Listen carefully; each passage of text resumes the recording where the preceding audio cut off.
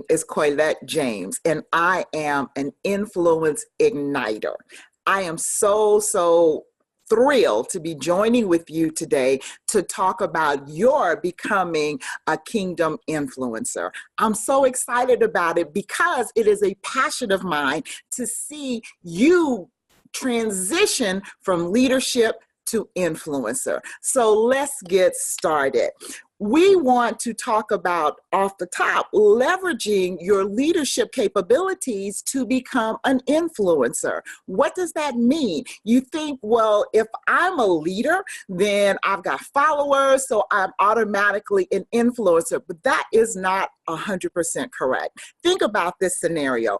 I can follow you outside. That does not mean you impacted my life. Once we get out that door, you will go your way, I will go my way, and our paths may never connect again. I may not have ever known your name, but I did follow you.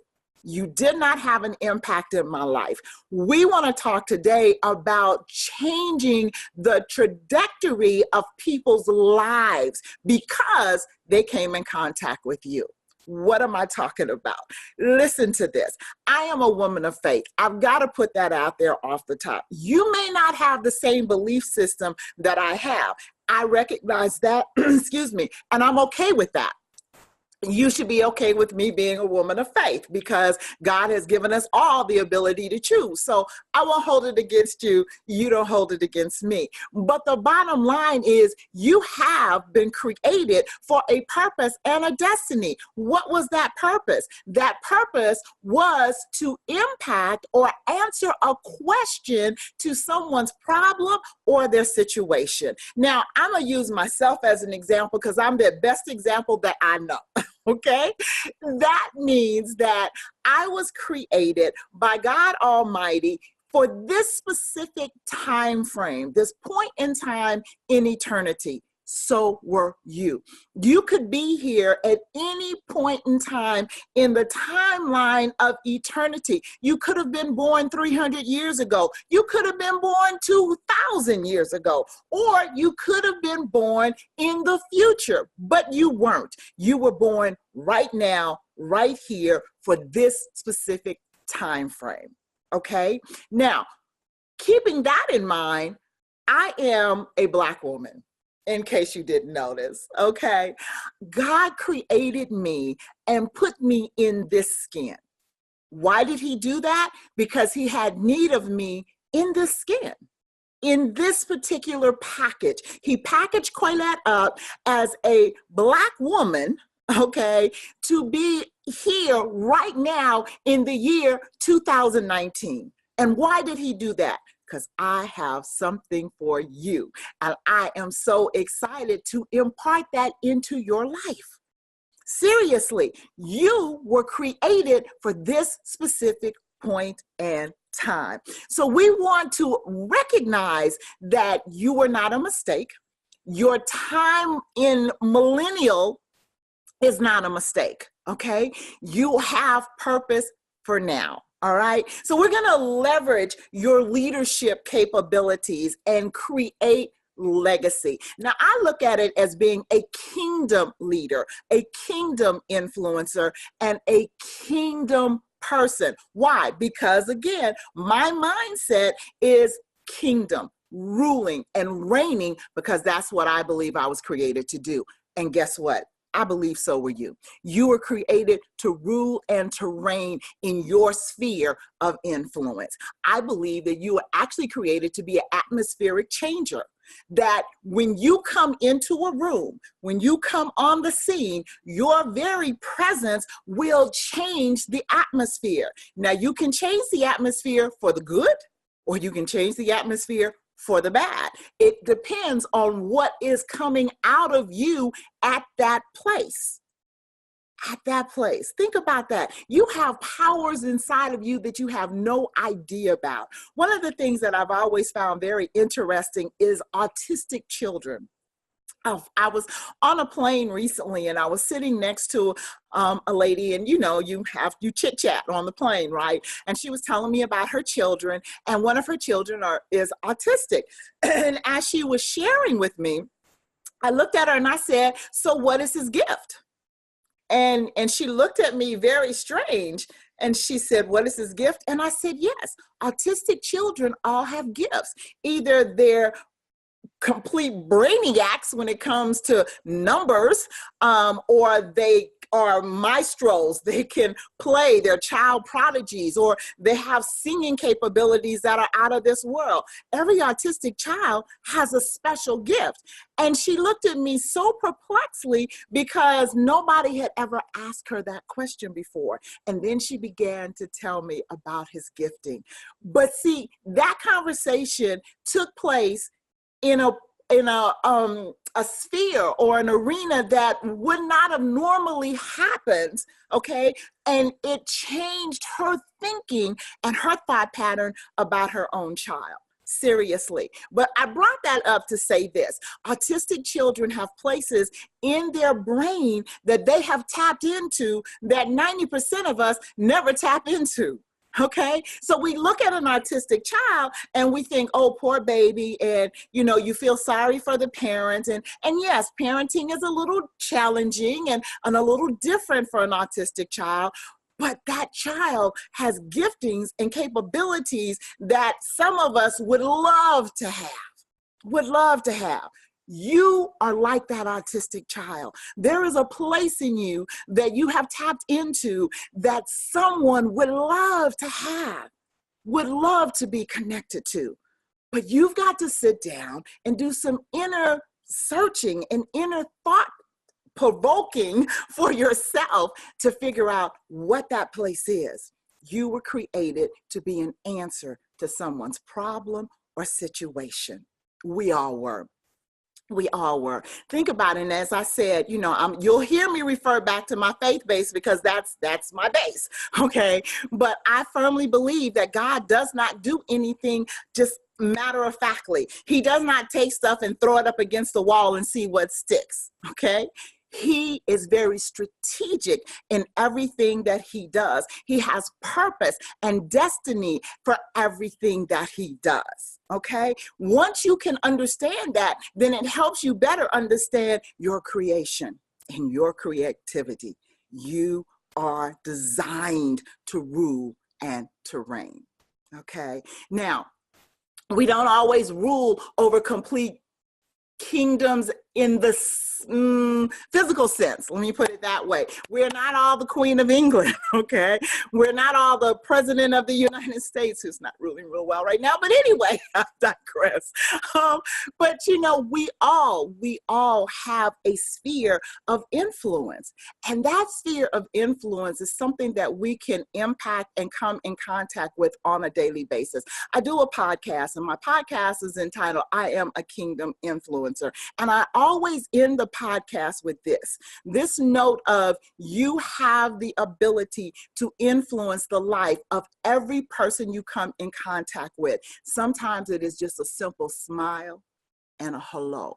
Why did that impact that person's life? Because you said you have value to me. You have enough value to me to recognize your existence. We don't smile anymore at people. We don't speak to people anymore. I'm old school, okay? I come from a generation of manners, and you didn't walk past people and not acknowledge them and speak to them, all right?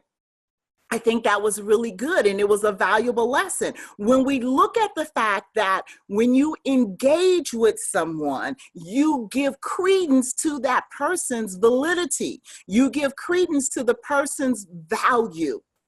All right.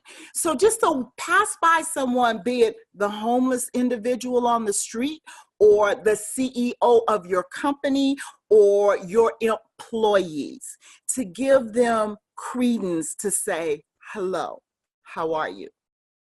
I validate your existence. I validate that I see you. Now, most of the time we can see people walking down the street and they're doing like this, head held down. They're not looking up. They've got blinders on. They're not, they don't want to acknowledge that you're there.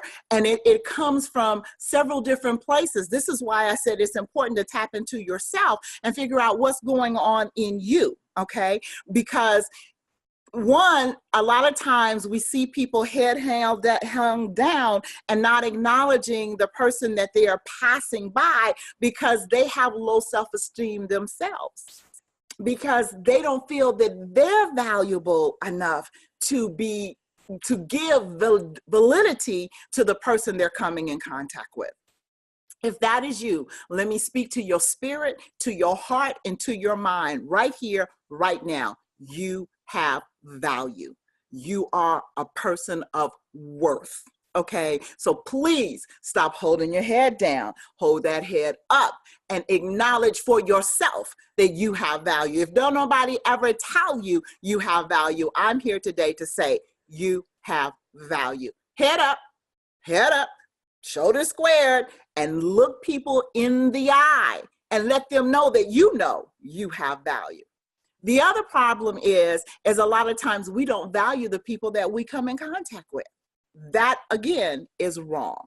All right. We all have value. Again, none of us are a mistake. I don't care what mama, daddy was doing, what happened for your creation. You are not a mistake. They were just channels that were used to bring you into this earth sphere, and you are not a mistake. So you have value as well.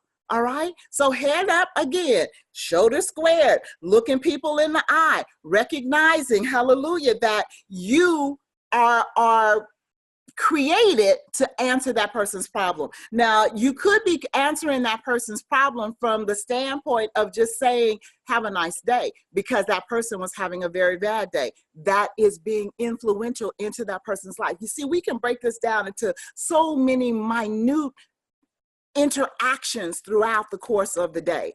All right. It can really be broken down in ways that you wouldn't even conceive of. But I know I'm talking to leaders. I just wanted to lay that groundwork out there so that you understand the importance of impacting the lives of those that you come into contact with. Okay. So we're going to talk about transitioning from a leader to being an influencer, okay, and dealing with the people that you come in contact with. Why is this important? Again, because you have something to impart into their lives. So let's think about this. Each person that you interact with have different motives for being in that space that they are occupying. If they are your employees, they have different motives for even being in that place. They can be there because your firm is very prestigious and it gives them a sense of woo to say, I work for so-and-so. So it is a matter of prestige. And from that level, that's cool and everything, but you got to get to a place that you don't believe the hype, okay? You may have prestige behind your name because somebody acknowledged your accomplishments, and that's good. Please hear me, I'm not taking away from that. It is very, very good that they're acknowledging your accomplishments. However, when you begin to believe the hype and think you're all of that in a bag of chips, then you start to interact with people differently. You will get the big head. All of a sudden, you're looking down on other people's accomplishments or how they're living their lives, and you're walking in judgment of them.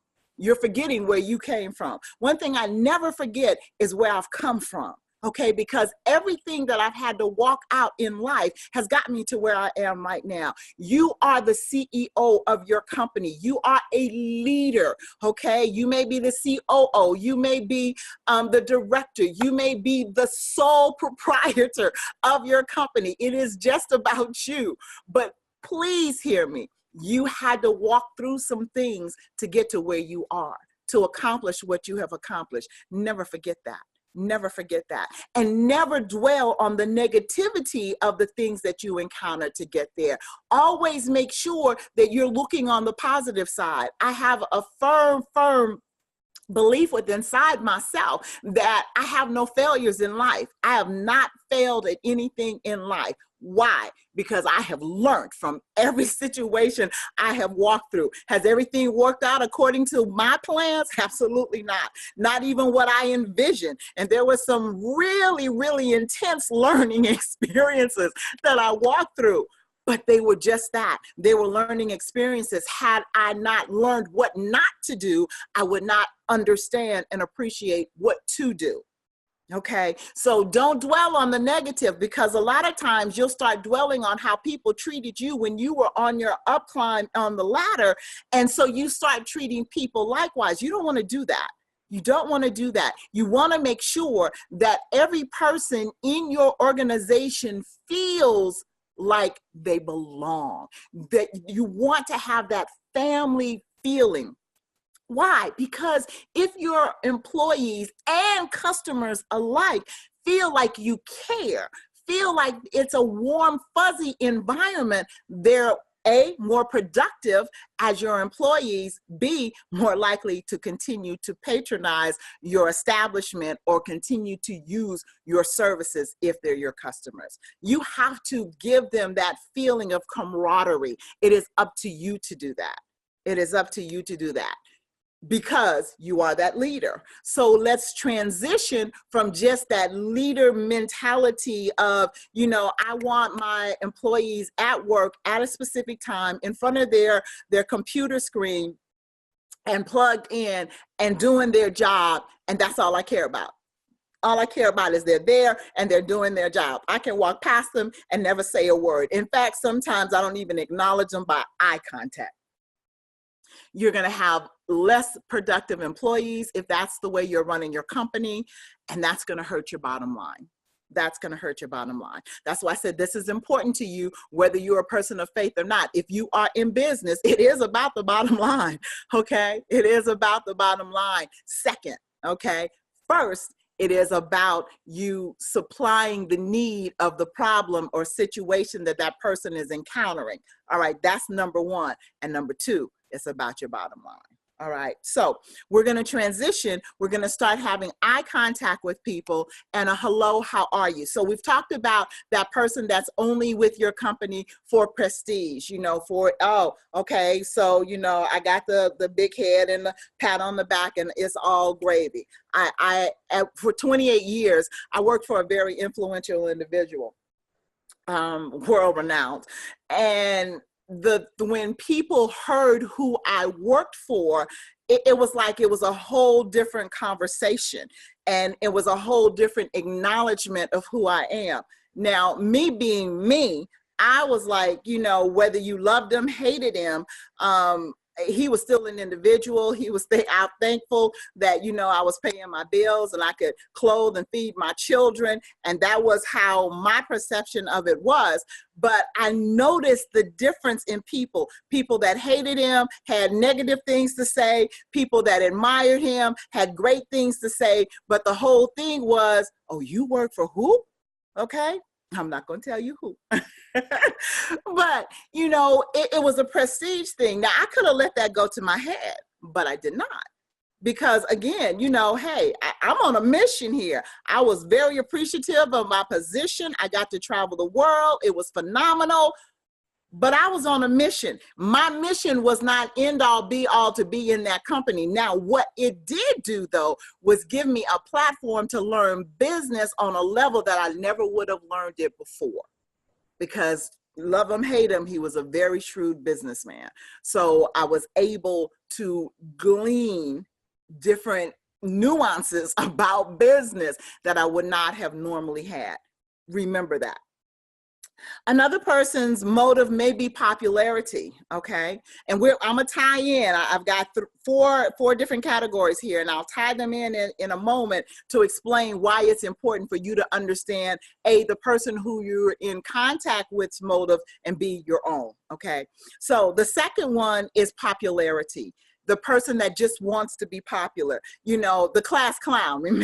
Remember in school, the class clown? The class clown would do anything for a laugh, anything to rile up his classmates and what have you, because he didn't care what kind of attention he received, whether it was negative or positive. He just wanted attention. All eyes on him. And that is some people's motives. It's just like, you know, I want the attention. Does not necessarily have to be prestigious. It doesn't have to be accolades. It can be bad attention, but I want the attention. Okay. The next one is money. The motive of a lot of people is, hey, I am here to make money. Money is the be all end all of all things. That's a problem.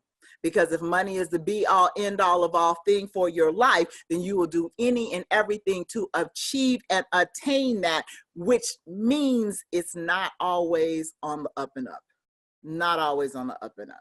Okay, all you can see is money. And guess what? You'll never have enough. If that is your motive, you'll never have enough. I don't care if you reach billionaire status, it's still not enough, because that greed factor takes over and I just got to have the money. The word of God says that the love of money is the root of all evil. Not money, the love of it.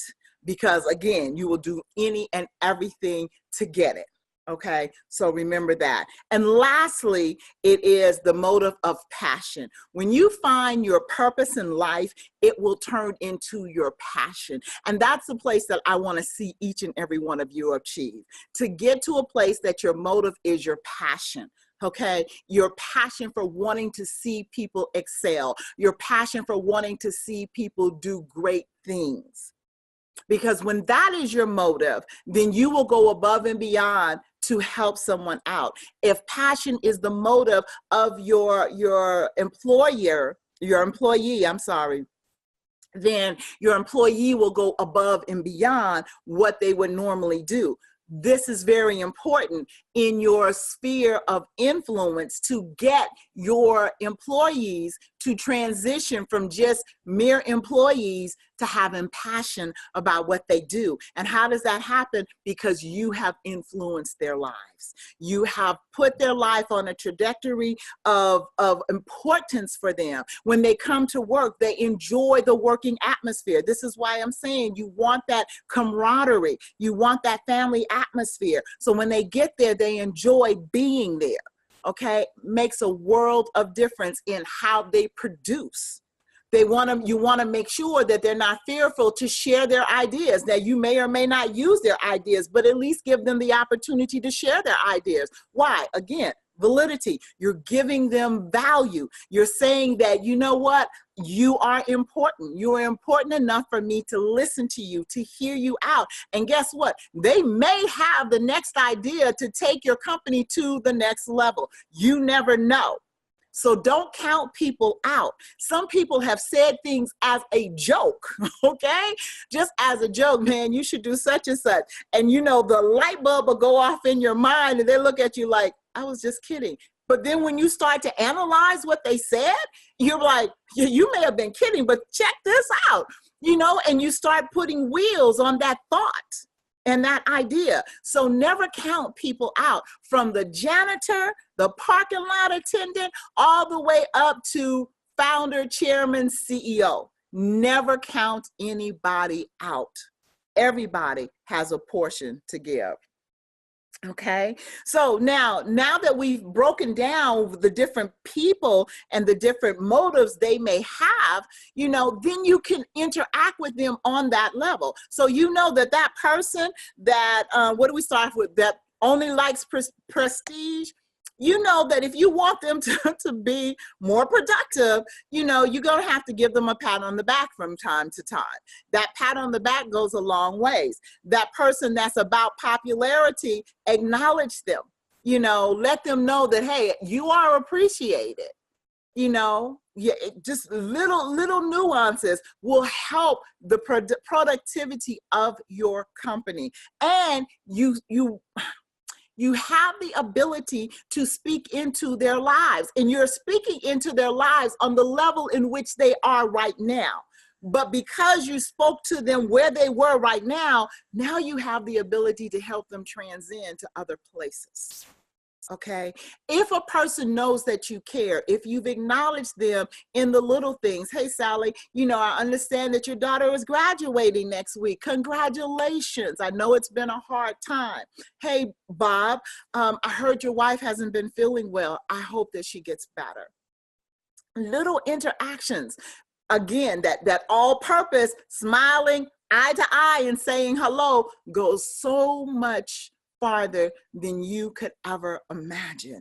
All these little things gives you an in into that person's psyche and that person's little sphere around them. And then you can start imparting little nuggets to help them.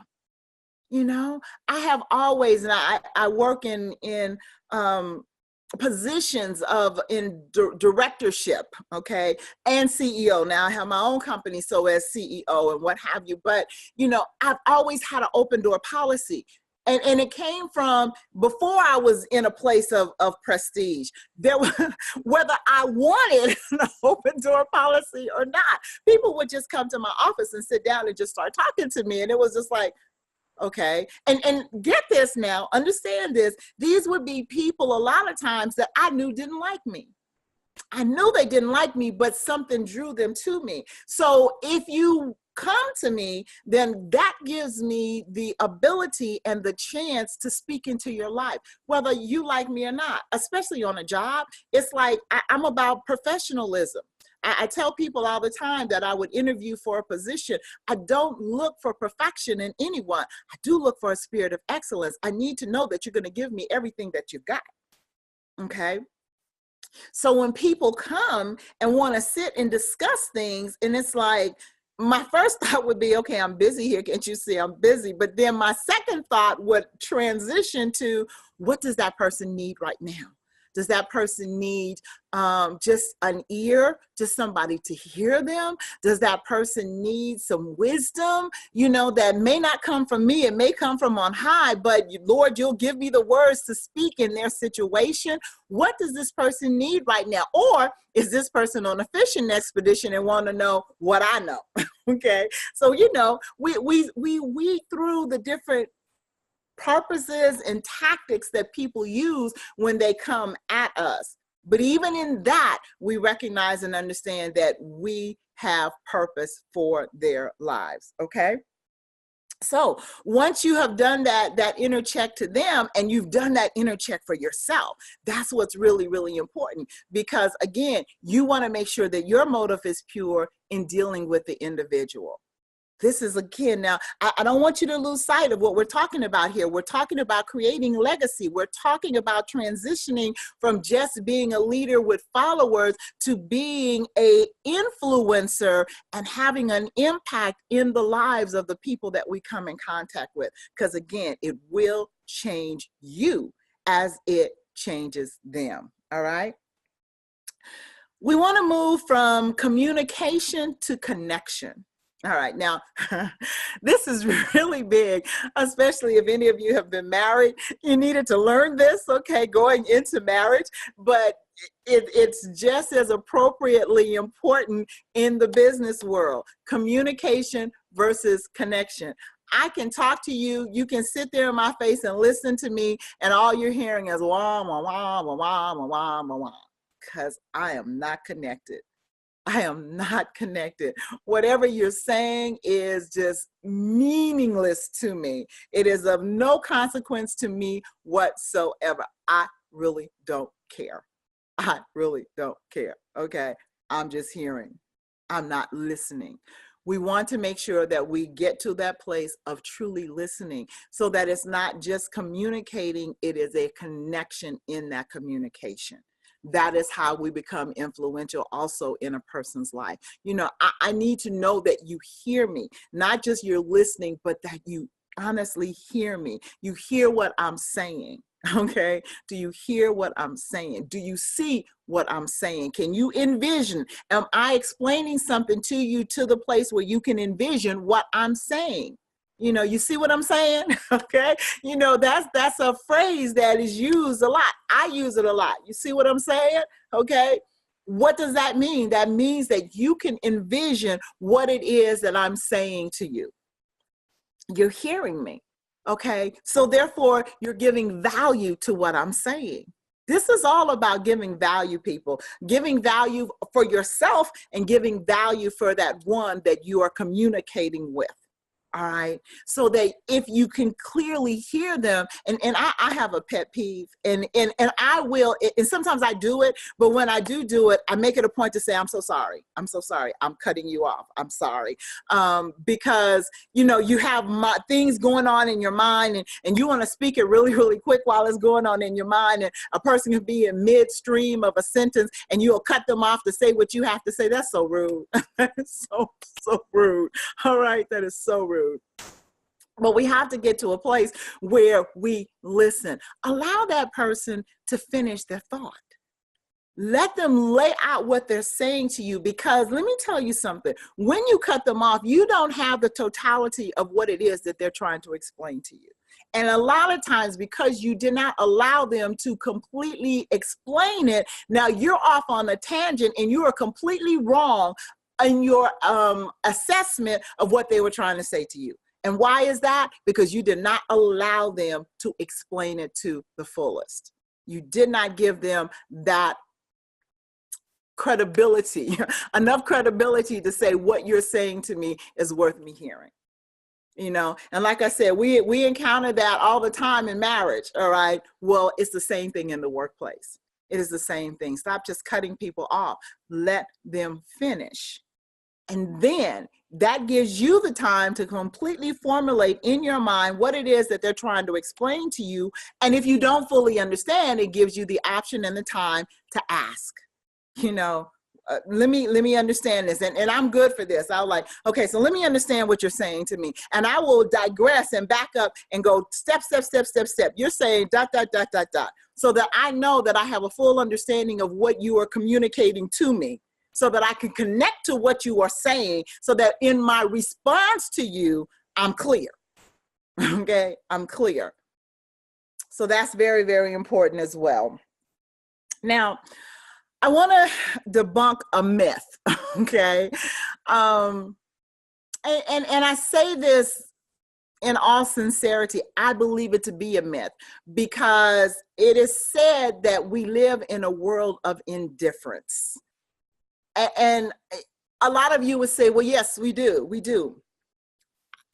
I think it to be a myth from the standpoint of, yes, there's indifference in the world, but I firmly believe there are more people that care in the world than there are people that are indifferent. So to lump everybody together and just say we live in a world of indifference, well, yeah, there's some indifference that is present, but I don't want to lump everybody in the world into that category, because there are people that really care. There are people that are really concerned. And what I'm trying to help you do is to be one of those people. Here's what I have contacted or come in contact with several leaders out in society. I have seen them build these multi-million-dollar and possibly even billion-dollar companies. And at the end of the day, they sit down and they feel empty inside. They're just like, okay, I've put everything into this. I put my family to the side. I put any desires or whatever I had to the side to put everything and to pour everything into this to make sure that this was successful. And you may be one of those people that you've just poured everything into just making this successful. And then at the end of the day, you sit down and you look around, and yeah, you have a phenomenal company. And you, by every standard, have really, really outdone yourself. You have built something phenomenal, but you're empty inside. There is a void. There is a hole that comes in, and you don't know how to fill it. Let me help you fill it. When you start impacting people's lives, not just building your business, because see, I believe that legacy is so much more than brick and mortar, than how much money is in your bank, than what kind of cars are in front of your house. Legacy has to do with how did you change the lives of someone else? Now, okay, I'm glad you gave them a job and you paid them a paycheck and you gave them the ability to not be homeless. That's all fine and dandy. Okay. But did you do something that was generational for them? See, when you create legacy in somebody's life, it is generational. It passes down.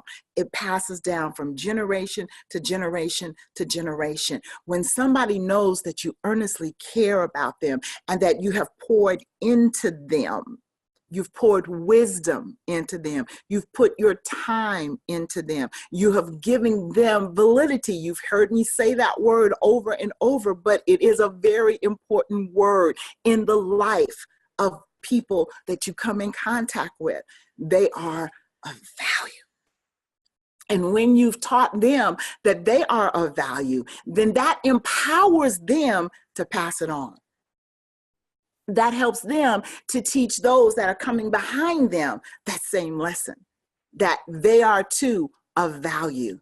It helps them to impart into their children and into their grandchildren's lives that they are important, they are of value. So you see, it becomes generational. So for those of you that have poured in and poured in and poured in, and now into business, I'm saying, not into people, and now you're at that place and it's like, okay, I should be on top of the world now, and I feel empty. How many times have you heard of these mega corporation people committing suicide? And why? Why? Why were they so empty? Why were they so torn? And the first thing that comes to most people's mind is, if I had their money, there would be no way I'd have any problems. Everything would be okay. Baby, it is not just about the money. I promise you. If you are not fulfilling something deep within and changing other people's lives, then there is a problem. There is a distinct problem. A distinct problem. And you have the ability to change that. You have the ability to change that. You got to show people that you care, okay? And that you are, as a leader, not only envision things for yourself, but you have the ability to envision things for those that you come in contact with. What do I mean? I mean seeing the potential of someone and speaking to that potential. It's like they may come in and they may be the stock boy, but you see their work ethic. And as they stock those shelves, they are paying close attention to detail. They are astute in what they do. They make sure that whatever task they have been assigned, that they are fulfilling that task to the utmost. You're seeing potential in that stock boy. That stock boy may one day be the COO of your company, because you saw potential. So when you envision a thing, you have to, as a leader and as an influencer, you have to have vision, more so than just sight. My sight says I can only see what's in front of me. My peripheral vision gives me a little insight to what's on the side of me. But if I put my hands back here, I can't see them. I don't know what's there. But when I envision something, keep this in mind, God placed the imagination within us.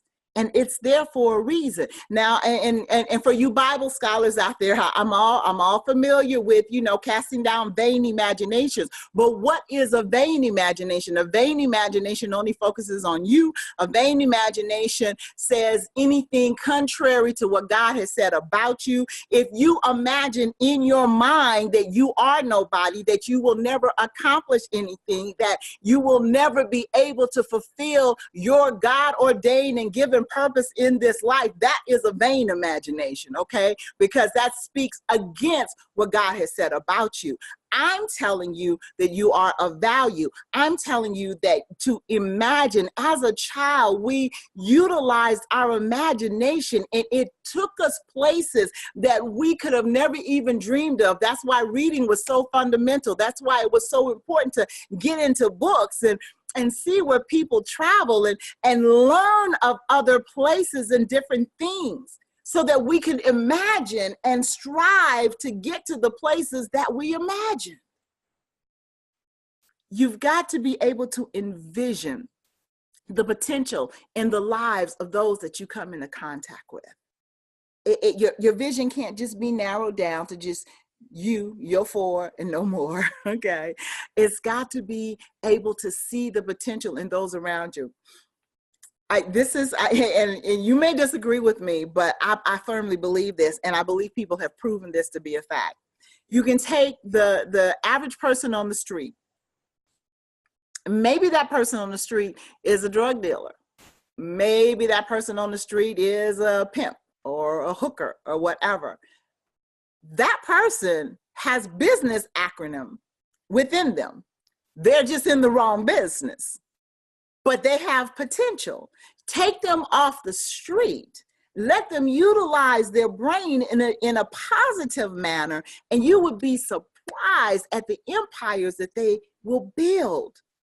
You see these drug lords and drug kings, and I'm not romanticizing it or saying that, you know, it's a good thing. Please hear me on this. But look at what they've built. Because somebody did not say to them, oh, you've got potential. Let me pull you off this street, put you in my company, and let's do this the right way. Let's build something legally and legit. And they could be your next Bill Gates, Warren Buffett, or whomever, because that potential is within them. Same way with these young girls that are on the streets and what have you. If somebody just takes them off the street and say, baby, I see potential in you. Let me help you. Let me pour into your life. Now, everybody doesn't want to be helped. I got that. I recognize that. I understand that wholeheartedly. I got that. Okay. But there are people that are, again, in your sphere of influence that absolutely positively want your input. They want somebody to say, let me guide you, let me steer you into the right direction.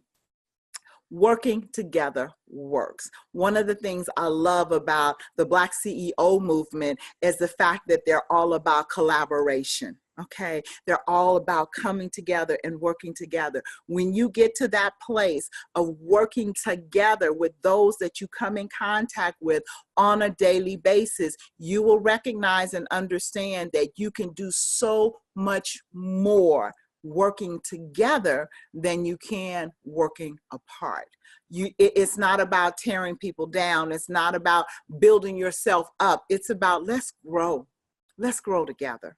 Let's grow together. So I'm gonna wind down now. I'm hoping that you have some points that you can take away from this time that we have spent together. Number one, that you are a kingdom influencer. You have the ability to influence those that are in your sphere, okay?